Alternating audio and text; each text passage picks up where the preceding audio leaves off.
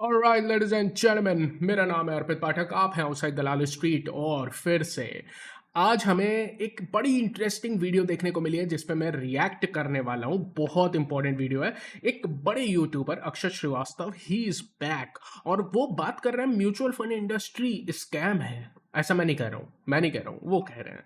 कैसे? यहाँ पे उनका थंबनेल देखिए, mutual fund is equal to scam question mark. मतलब पूछ रहे हैं कि बता रहे हैं, आई डोंट नो।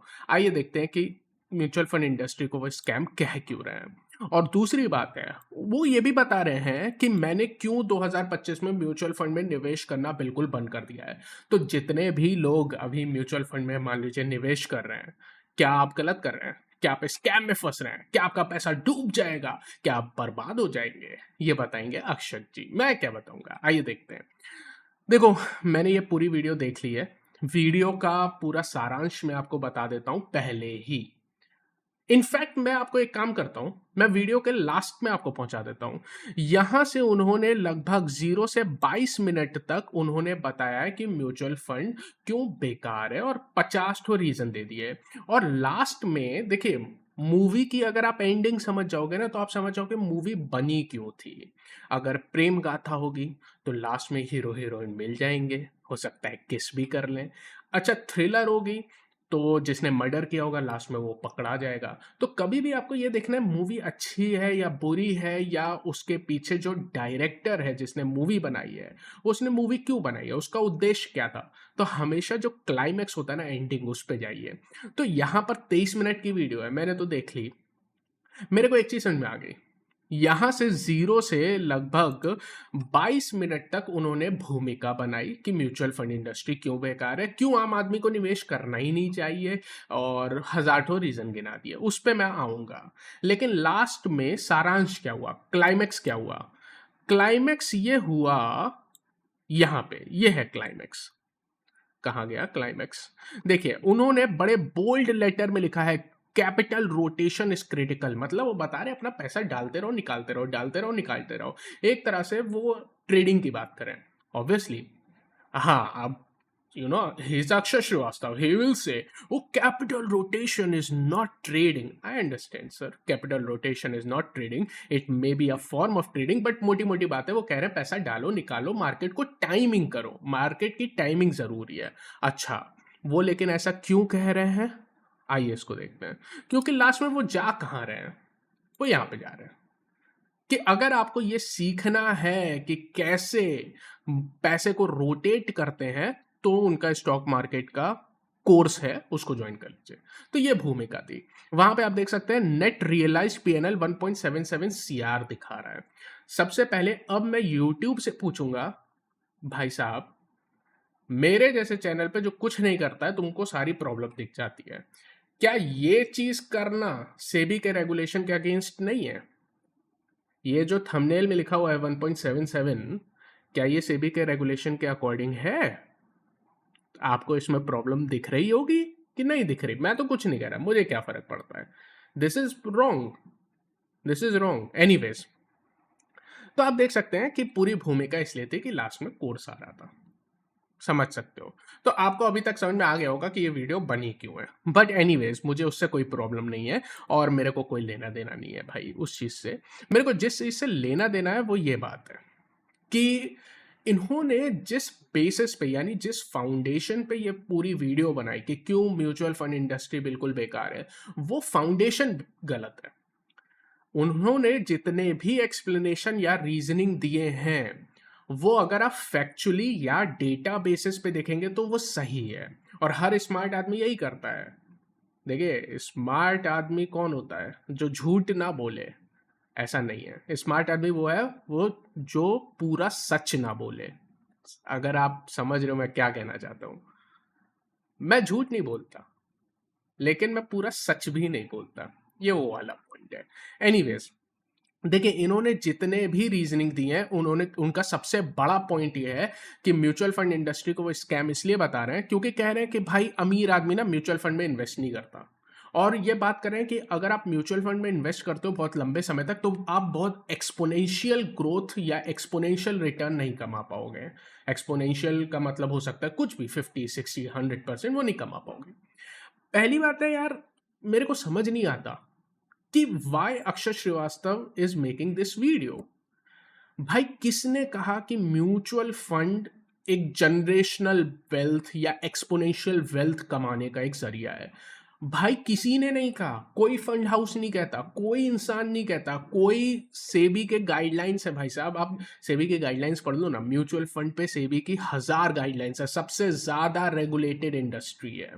ठीक है, सेबी की गाइडलाइंस में अगर आप जाएंगे तो सेबी बताती है कि आपको कैसे अपने रिटर्न की बात करनी है, कितने रिस्क डिस्क्लोजर देने हैं, आप किस तरह से रिटर्न दिखा सकते हैं और आप क्या बोल सकते हैं क्या नहीं बोल सकते हैं। इनफैक्ट सेबी की गाइडलाइंस तो यहां तक थी कि आप म्यूचुअल फंड की मतलब आप अपने म्यूचुअल फंड की एडवर्टाइजमेंट नहीं कर सकते, इस हद तक थी। उसके बाद म्यूचुअल फंड सही है, एमफी ने और कुछ रेगुलेशंस के बाद ये ऐड आई, एक ऐड आई म्यूचुअल फंड सही है। मतलब आप समझ रहे हो, इतनी ज्यादा रेगुलेटेड इंडस्ट्री है। और कोई ये नहीं कहता है कि म्यूचुअल फंड में जनरेशनल वेल्थ क्रिएट होती है, कोई नहीं कहता। म्यूचुअल फंड उसके लिए नहीं बने और ये हर एक बंदा जानता है, जो पैसे डाल रहा है जो नहीं डाल रहा है। मेरे को अब 2025 में, 2020 में आप ये बात कर रहे होते मैं मान जाता, 21 में 22 में कर रहे होते मैं मान जाता, 2025 में आप बताइए, जितने भी ऑडियंस देख रहे हैं, आपको नहीं पता कि म्यूचुअल फंड में आप एक्सपेक्ट नहीं करते हो 50%, 60%, 70% रिटर्न? आपको नहीं पता है? हर इंसान को पता है भाई अब ये बात। म्यूचुअल फंड में आदमी पैसा क्यों डालता है? म्यूचुअल फंड में पैसा आदमी इसलिए डालता है ताकि वो मिनिमम रिस्क लेकर एक मार्केट एक्सपोजर रखे। और क्यों रखे? ताकि वो अपने ऑब्जेक्टिव्स को अचीव कर ले। मैं आपको एक उदाहरण देता हूं, mister Akshar Srivastava, and you will understand it. मान लीजिए कोई एक व्यक्ति है और उसकी उम्र है लगभग 45 to 50 years, and let us से कि उसकी एक बेटी है, ही हैज अ डॉटर, और वो डॉटर अभी 18 ईयर्स to 19 ईयर्स पहुंच रही है। उसको दिख रहा है यार आने वाले 5 से 10 सालों में ना मुझे काफी खर्चे आएंगे, बेटी को कॉलेज भेजना है, उसकी मैरिज होगी, तो काफी खर्चा आएगा। उसका ऑब्जेक्टिव यहाँ पे वेल्थ जनरेशन नहीं है, उसका ऑब्जेक्टिव ये है कि बेटी की शादी के लिए पैसा बचाना।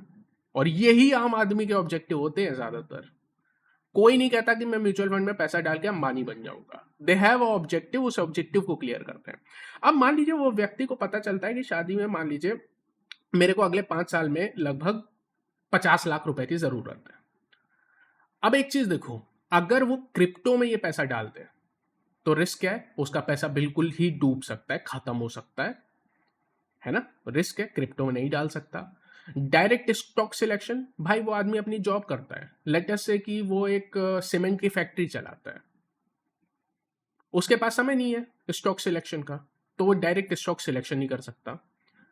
बैंक में एफडी, उसको रिटर्न नहीं मिलेंगे, इन्फ्लेशन उसका पैसा खा जाएगा, महंगाई खा जाएगी, तो वो क्या करेगा? वो कहेगा मुझे ऐसा निवेश का जरिया दीजिए जहां पे मेरे को अपना दिमाग ना लगाना पड़े और मेरा जो इन्वेस्टमेंट ऑब्जेक्टिव हो वो क्लियर हो जाए। मेरे को महंगाई दर से ज्यादा पैसा मिले, मेरे को बैंक एफडी से ज्यादा पैसा मिले, लेकिन ऐसा भी ना हो कि मेरे पास बहुत ज्यादा अनड्यू रिस्क हो, क्योंकि ये पैसा रियली में मुझे जरूरत है अपने बच्चों के लिए। तब वो कहाँ जाएगा? म्यूचुअल फंड इंडस्ट्री में।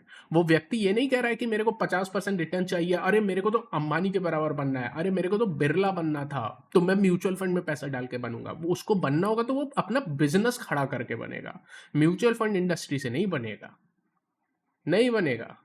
और कोई आम आदमी नहीं बनेगा। एक भी आम आदमी ऐसा नहीं हो सकता कि आप सिर्फ इन्वेस्टमेंट का, भाई इन्वेस्टमेंट का मतलब है पैसे से पैसा बनाना। पैसे से पैसा बनाना it's known as investment.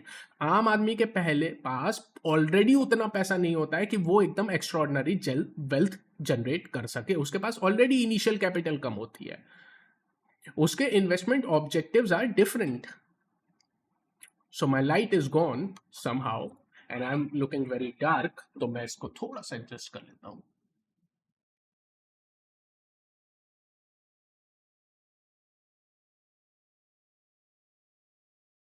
I look fine now, maybe. Am I looking fine now?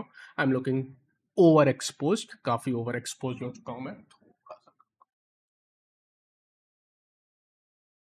I think I'm fine now. तो my light source has gone, but अब ठीक है।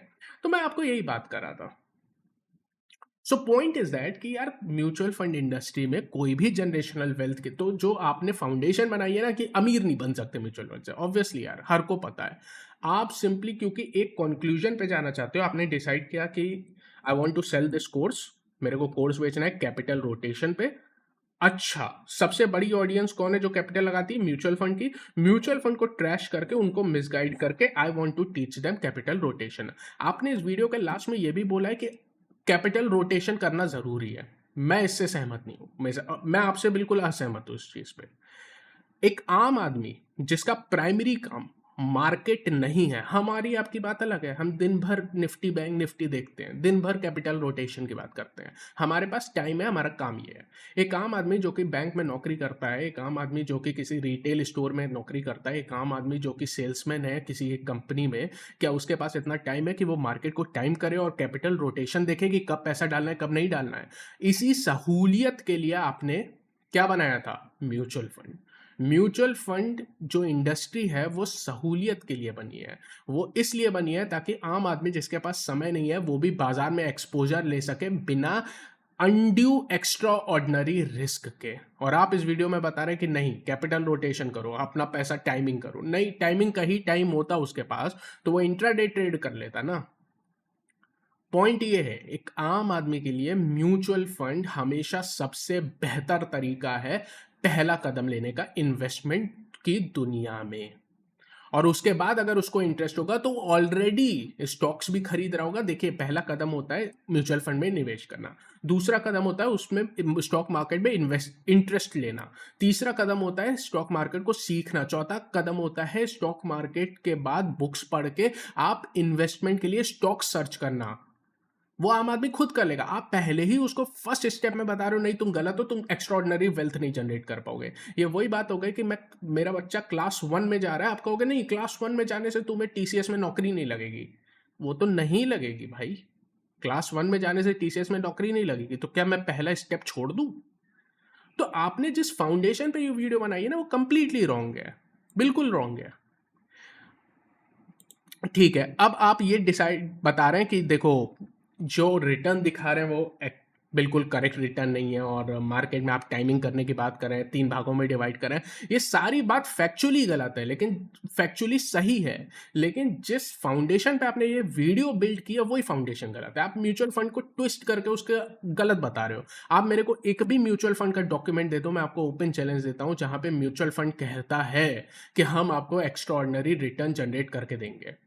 भैया, अगर आप कोई भी म्यूचुअल फंड में, कोई इक्विटी म्यूचुअल फंड में भी पैसा डालोगे, सबसे पहले उसमें जो इंडिकेटर आएगा वो दिखाएगा हाई रिस्क पे, और कभी भी एक्स्ट्रा ऑर्डिनरी रिटर्न्स की बात नहीं होगी। साल का रिटर्न दिखाएगा 10, 12, 15, 20% एट मैक्स।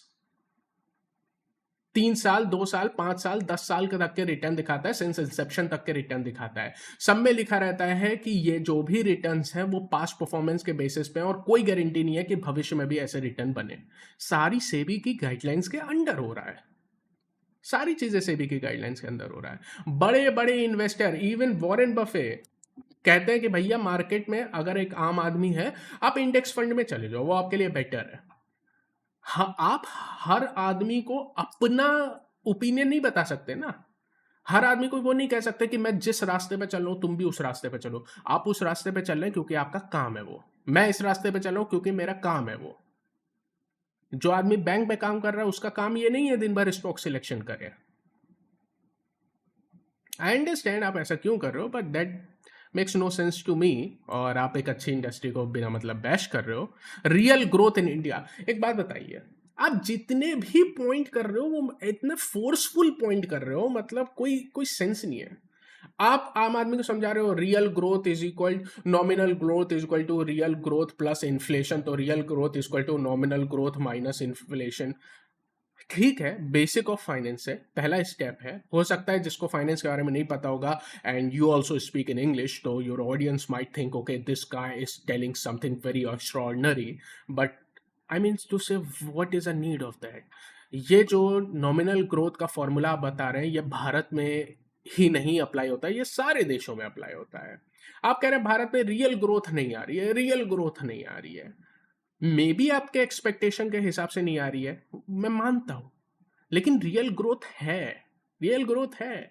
यूएस में भी आप जाओगे, जब यूएस की भी अर्थव्यवस्था 3-3.5% से ग्रो कर रही है, तो उसमें रियल ग्रोथ का जो एलिमेंट है ना, वो 1 से 1.5% ही है। वो 2% से ग्रो कर जाते हैं तो बहुत खुश हो जाते हैं।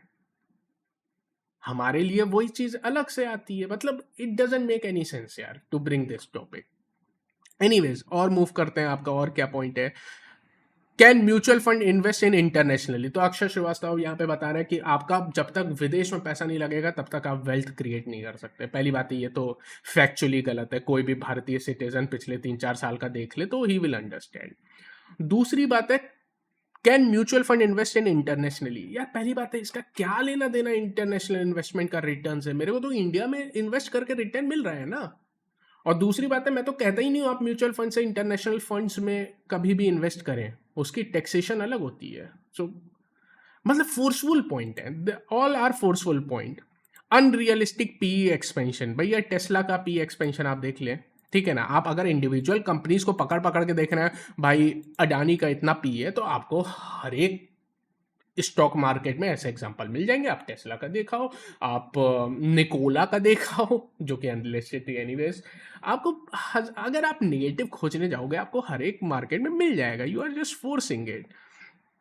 कमीशन ड्रिवन इंडस्ट्री है, ठीक है, आपने खुद ही बोला कि फिर आप इंडेक्स फंड में करो।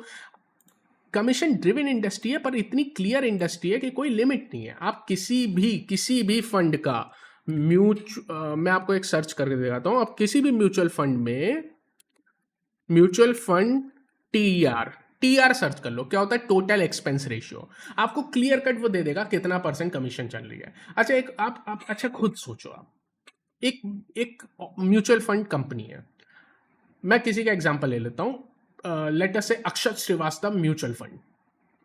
भाई कोई भी म्यूचुअल फंड देखोगे तो उसकी एक ऑफिस है, उसके एम्प्लॉयज हैं, उसकी ट्रांजैक्शन कॉस्ट है, उसकी ब्रोकरेज है। वो आपसे अगर कुछ भी कमीशन नहीं लेगा तो काम कैसे करेगा? भाई इतने बड़े हम और आप हो चुके हैं कि हम जानते हैं कि अगर आप कुछ भी करोगे तो आपको पैसा लेना या देना पड़ेगा। आप भी यूट्यूब कर रहे हो पैसे के लिए, आप भी तो कोर्स बेच रहे हो पैसे के लिए, तो भाई कमीशन तो लेगा ही ना यार। वो म्यूचुअल फंड उसका ऑफिस है, उसके एम्प्लॉयज हैं, एम्प्लॉयज को सैलरी देनी है, ब्रोकरेज देनी है। वो जो ट्रांजेक्शन कर रहा है वो मुफ्त में हो रहा है, वो सारे ट्रांजेक्शन की कॉस्ट आ रही है। इनफैक्ट मैं तो ये कहता हूँ म्यूचुअल फंड की जो एक्सपेंस कॉस्ट है वो काफी कम है, स्पेशली अगर आप डायरेक्ट इन्वेस्टमेंट करते हो। काफी कम आती है अगर आप डायरेक्ट इन्वेस्ट करते हो। सो म्यूचुअल फंड, मैं तो कहता हूँ इंडिया म्यूचुअल फंड इंडस्ट्री ना सबसे ज्यादा एफिशिएंट इंडस्ट्री है, जहां पे आप सबसे lowest of the lowest cost पे निवेश कर सकते हैं, स्पेशली अगर आप डायरेक्ट इन्वेस्टमेंट कर रहे हैं तो। What's the point? What's the point? आप मान लीजिए अपना कोर्स बेच रहे हैं 2 दिन का 18,000 का। मैं आपको एग्जांपल देता हूँ, 2 दिन का 18,000 का कोर्स बेच रहे हो। लेटर से कोई एक आम आदमी है, वो साल का 5 लाख निवेश करता है, और लेटर से उस पर कमीशन बन जाती है। मान लो वो किसी एडवाइजर को हायर करता है और लेटर से एडवाइजर उससे 0.8% ले लेता है। बात तो वही हो गई। और वो बैंक में नौकरी करता है, उसके पास सीखने का टाइम नहीं है। तो भाई आप भी तो वही कर रहे हो ना। आप 18,000 का कोर्स बेच रहे हो, वहां पे वो आप अपनी जो स्किल है, जो आपकी लर्निंग है, आप उसको बेच के एक फाइनेंशियल ट्रांजैक्शन कर रहे हैं। क्या उस चीज में कोई गलत है?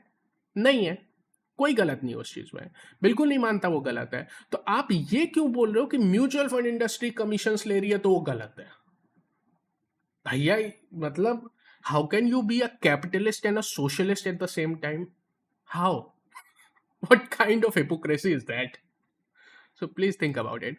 And finally he is talking about bitcoin. भाई बिटकॉइन का एग्जांपल यार कब तक दोगे? बिटकॉइन का एग्जांपल यार, कम से कम 1 लाख क्रिप्टो करेंसी आई तब जाके बिटकॉइन जैसी एक करेंसी इतनी ज्यादा निकल गई। अब वो निकल गई, बढ़ गई, तो अब उसका एग्जांपल दे दे के आप लोग बिल्कुल पागल कर दोगे। 2012 में आपने वीडियो तो नहीं बनाया था बिटकॉइन ले लो, अब बना रहे हो 2025 में बिटकॉइन बहुत अच्छा है। अच्छा मिस्टर अक्षय श्रीवास्तव, इससे मुझे याद आया, देखो गूगल है, मैं आपका नेम कॉपी कर लेता हूँ, ठीक है ना। आप क्रिप्टो का बात कर रहे हो ना, आप बिटकॉइन जो सक्सेसफुल करेंसी है उसका नाम ले रहे हो, कोई बात नहीं, मैं आपका नाम लिख लेता हूँ, अक्षय श्रीवास्तव वर्ल्ड। ये आप ही ने सजेस्ट किया था, आपको याद है? वर्ल्ड में निवेश के लिए आपने बोला था, आपके वीडियो भी हैं इस पे। अब देखिए गूगल क्या कहता है। Akshar Srivastava is a Indian content creator investor known for a YouTube channel in the context of his failure and a subsequent impact on investor. Akshar Srivastava जी ने वर्ल्ड क्रिप्टो करेंसी को बताया था कि क्रिप्टो में फिक्स डिपॉजिट कर लो, और क्या हुआ? पूरी कंपनी कोलैप्स हो गई और निवेशकों का पैसा बर्बाद हो गया। Now this guy is telling bitcoin का example. Why you are not giving the example जो आपने खुद अपनी ऑडियंस को रिकमेंड किया था? वर्ल्ड का क्यों नहीं एग्जांपल दे रहे हो? अब आपको समझ में आ रहा है म्यूचुअल फंड इंडस्ट्री क्यों चाहिए? क्योंकि जहां पे जो कंपनी आप क्रिप्टो में फिक्स डिपॉजिट के नाम पर, आप खुद फिक्स डिपॉजिट के नाम पे उसको प्रमोट कर रहे थे, वो कंपनी भाग गई। सिंगापुर में केस चल रहा है, सारे भारतीय निवेशकों का पैसा बिल्कुल निल हो गया, जीरो हो गया। वहीं पे म्यूचुअल फंड इंडस्ट्री खड़ी रही। लोगों का एक्स्ट्रा ऑर्डिनरी अमीरियत तो नहीं थी, लेकिन म्यूचुअल फंड इंडस्ट्री चलती रही और रिटर्न दिए, पॉजिटिव रिटर्न दिए, अच्छे रिटर्न दिए, महंगाई से ज़्यादा रिटर्न दिए, एफडी से ज़्यादा रिटर्न दिए, जिस काम के लिए म्यूचुअल फंड इंडस्ट्री बनी थी। और वही आम आदमी के लिए सही है। ठीक है, वही आम आदमी के लिए सही है। अच्छा, एनीवेज, हो सकता है आपको लगे कि मैं आपको क्रिटिसाइज कर रहा हूँ। नहीं, मैं सिर्फ आपकी बात से असहमत हूँ। You are educated person, I am educated person. If you want to have an open discussion और maybe have an debate on this topic, I will, though I'm a very, very small creator in front of you, I'm nothing in front of you, I understand that. But if you want to have a discussion, or debate is not a right word, if we want to have a constructed discussion in front of the audience on the mutual fund topic, where I present my views and you present your views, we can have a live conversation on the mutual fund. I will request you to do so. If you think mutual fund is a scam, which, how can you say that? It's so weird to me. I invite you for an open discussion. There is no hard feelings, no criticism of yours. You are doing a great job. आप बहुत अच्छा काम कर रहे हैं, लेकिन ये video थोड़े मिसगाइडिंग है, एंड आई हैव टू से कि ये मिसगाइडिंग है वीडियो रियली में। एनीवेज, देखते हैं आगे जो भी होगा। मैं डिस्कशन के लिए ओपन हूँ आपसे।